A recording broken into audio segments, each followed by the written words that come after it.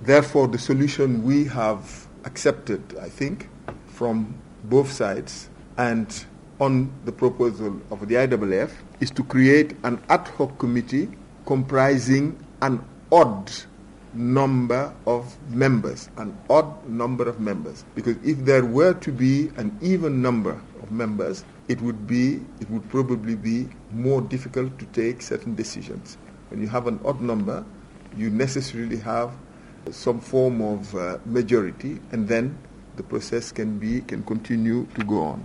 This ad hoc committee will be assigned with certain tasks which will have to be stated in a roadmap that we all will have to agree and sign.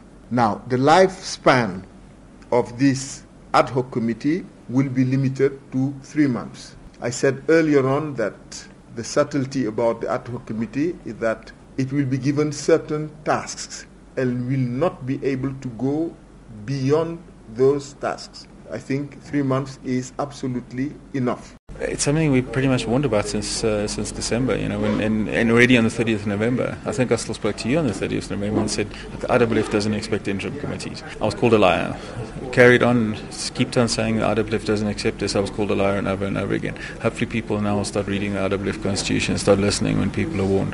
There's been too much of people trying to grab power in the last 18 months. We had elections, there was an undermining process that started immediately and it continued. Hopefully after this there's going to be proper respect for processes now and leave taking away personal attacks on personalities and that. One important thing is that none of the members of the ad hoc committee that is going to be appointed will be allowed to stand for the future elections, because then there would be a problem in having to be a part of the problem and having the power to adjudicate. When you organize an election, you eliminate necessarily certain people.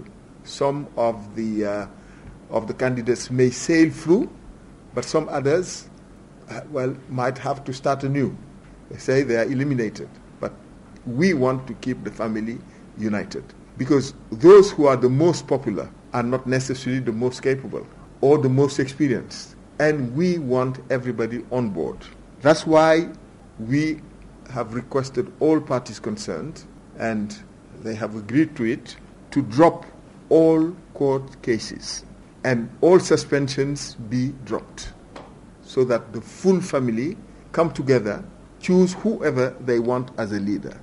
The election process to be under the supervision of the IAAF. It does not mean that the IAAF will be here to send the notices for the meeting or anything, but the IAAF will be there to see whether notices were sent in due course and that people who are supposed to receive them have received them. The IAAF will see to it that any stakeholder who feels fit to stand for election be allowed to run. Whether he's elected or not is another matter. People on ad hoc committee are important because they must actually run the process fairly. It mustn't be set up to help somebody on that, which pretty much everything so far has been done, when outside organisations interfered with us, they did it to set up to benefit certain people, and that must stop now. It is still a concern that there's still threats that we're made against us. I'm sitting with 300-page court papers for a case that I have to have affidavits in by tomorrow. So, that hasn't actually been withdrawn. They've been asked to withdraw it. So, those are the situations that have to be solved. If people had allegations against me, well, they had 18 months to prove them. The concern now is, the question is, can that nonsense stop? Can we actually just deal with this? Look at who's actually contributed to the sport. Relationship between ASA and SASCOC. I think that too has to be settled. And I think that once you have your new executive, that will be settled.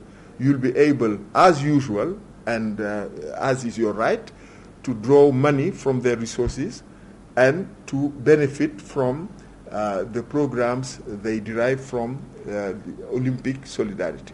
Autonomy, yes, but cooperation, yes also.